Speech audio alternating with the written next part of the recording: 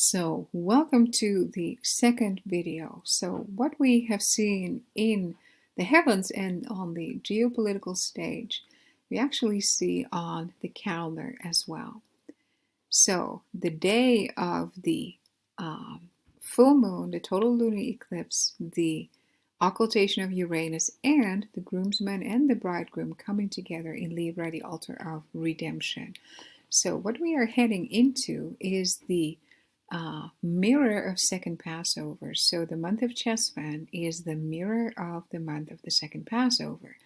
So if we look at the second Passover, which is a repetition of the first Passover, we always have the sequence from 10 to 17 as being 10 triumphal entry, 11 judgment, then the 13th is the day of the betrothal dinner in the upper room, the Last Supper. Then, of course, the 14th, the first of the 3 days of spiritual darkness. And then the 17th is the day of resurrection, the early morning encounter of Mary at the tomb, and then the evening apparition of the Lord in the midst of the disciples in a transformed state. And of course, in between, there are other events, but I'm just bookending these days.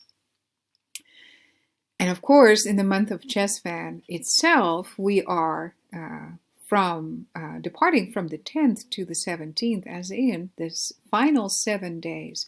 When Noah was called into the ark, he was still able to exit the ark, and it was a week of final internal preparations toward what was coming. And then the Lord closed the ark the 17th when the rain started to fall and the people were left outside. And we know from the book of Jasher that at a certain point in time they even decided to charge the ark with a multitude, but the Lord kept them at bay. So the 14th is the middle of the ark day, so just like the central stem on the menorah. And what we're going to look at is the time frame in between the 14th to the 16th could be a period of 3 days of not just spiritual, but potentially also physical darkness. And the final anchor we have to the coming week on the calendar is what we talked about in the beginning of the article, meaning that the 10th of Cheshvan was also the day of the end of the postpartum days of Noah himself, born on Tishri 1, and that the dedication of Noah was scheduled to take place after the 10th, and the dedication feast of the days of the flood was actually commemorated on the full moon of the month of Cheshvan. So that is commemorated today.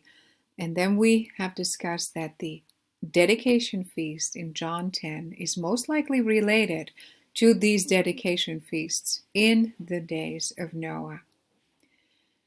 So the Torah readings that Abraham is visited by the Lord and 2 messengers, 2 angels, then to be dispatched to Sodom, spending 1 night, and then in the morning, Sodom gets to be destroyed.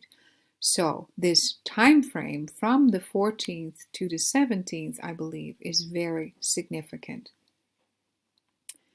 November 11th, Vayera, and he appeared, the 11:11 encoding. In the heavens we see that the bridal moon and Mars, which is associated with war, and the archangel Michael standing up for the war in the heavens. I think what we can see on the world stage, but also what we can see the Lord doing in our lives, is that He's making us battle ready. Battle lines are being drawn and now redrawn toward a scaling up of warfare. And I think that is an outworking of what is happening in the heavens. The bridal moon and Mars will conjoin in the celestial silver gate, right in between the horns of Taurus, the representations of the 2 tribes of Ephraim and Manasseh. At the same time, the northern cross, Cygnus, is at meridian, its highest point in the heavens. Venus will leave the altar of redemption, Libra. So the Sun and Mercury will still be there. And what happens is at the exact moment that Venus, the beloved, leaves, in comes asteroid Babylon. The conjunction between the Moon and Mars, associated with war and the Archangel Michael standing up, takes place in Taurus, the bull, the constellation denoting the Lord coming down as a mighty, rushing, pushing bull to both rescue, but particularly to judge. It takes place between the stars Elnat, that is a star which is both the right foot of Auriga the charioteer and the northern horn tip. It means the pierced one or the slain. And that points to the sacrificial bull offering, which was the most costly offering known.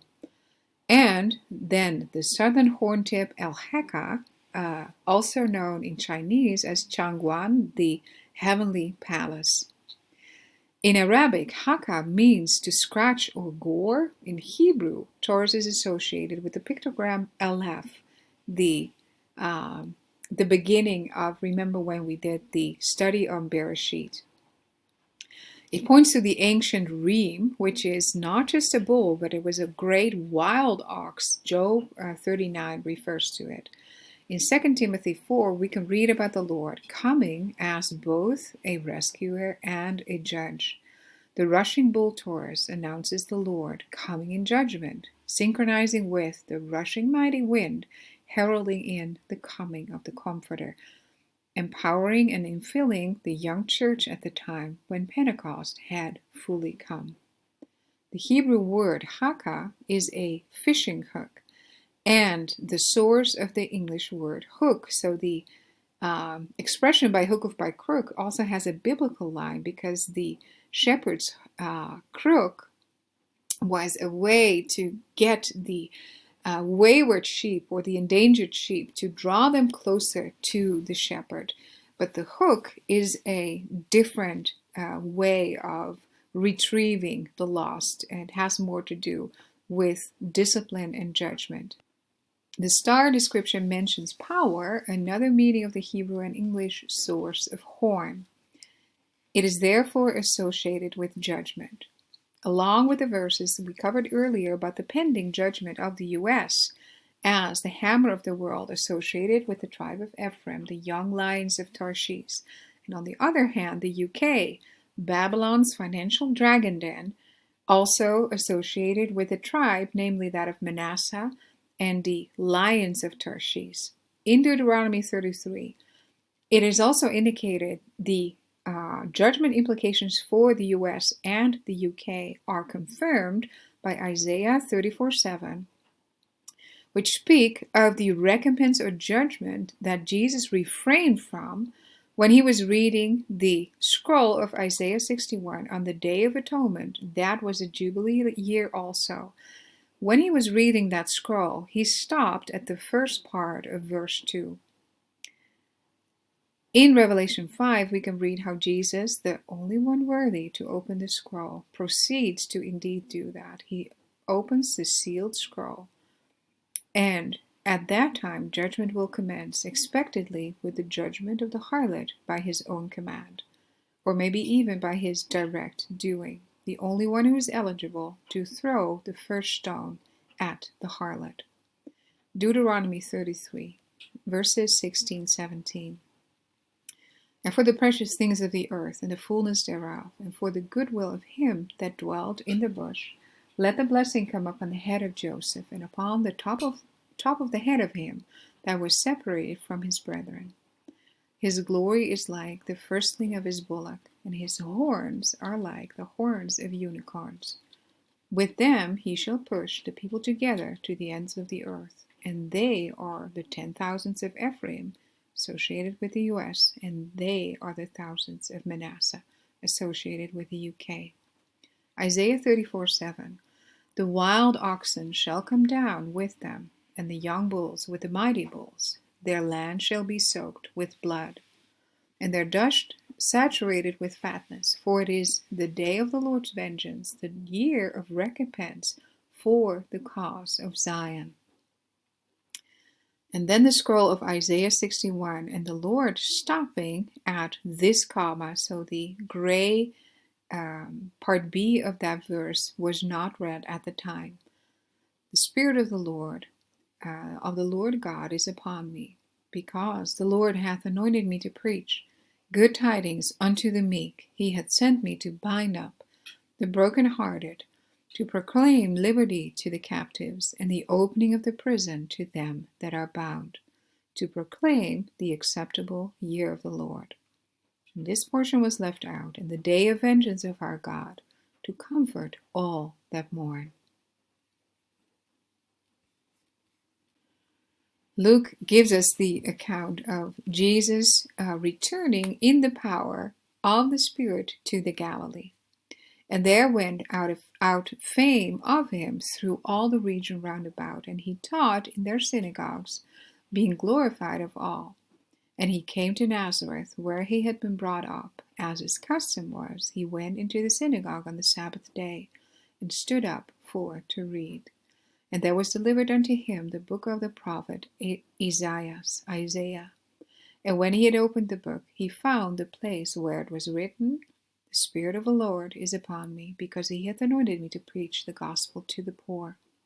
He hath sent me to heal the brokenhearted, to preach deliverance to the captives, and recovering of sight to the blind, to set at liberty them that are bruised, to preach the acceptable year of the Lord. And the Lord at that time closed the book, and he gave it again to the minister, and sat down. And the eyes of all them that were in the synagogue were fastened on him. And he began to say unto them, This day is this scripture fulfilled in your ears. And all bare him witness, and wondered at the gracious words which proceeded out of his mouth.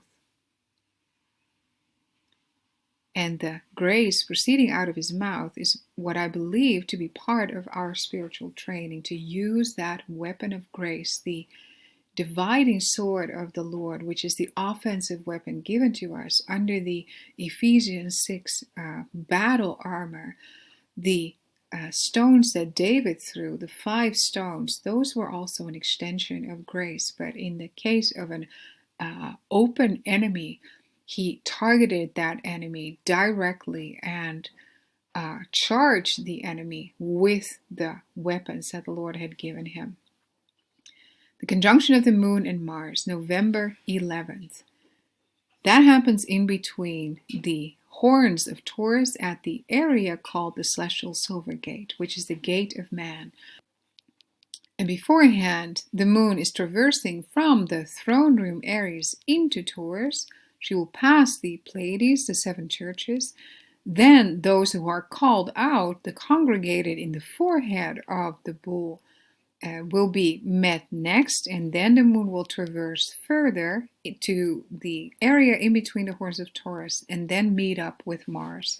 So here we have the northern horn tip, Al-Nat, the wounded or slain, the southern horn tip, Al-Heka, the scratching or goring, or the Chinese association is with the heavenly palace. And this is the double date because we have sunset to sunset reckoning, Cheshvan 15th to 16th. The actual coming together of the moon and Mars at 3:46 takes place underneath the horizon. Later at night, the moon and Mars will rise in between the horns of the bull, and the bull will actually be pointing its horns downward. So that's what it looks like visually. The northern horn, Al-Nat, is a shared star with the constellation Auriga, the charioteer. And at 1546, the time frame of the conjunction, the Northern Cross, the Cygnus constellation, and the heart of the constellation is at meridian, at the highest point in the heavens. So at the moment that the moon and Mars conjoin, the Lord is actually directing our attention directly to the cross. If you've been with me for a while, you may remember that the Cygnus comet, the C202103 Pan-STARRS, was born in this Northern Cross constellation, and it is now in the strongman Hercules, which brings us back to the prophecy in Psalm 19.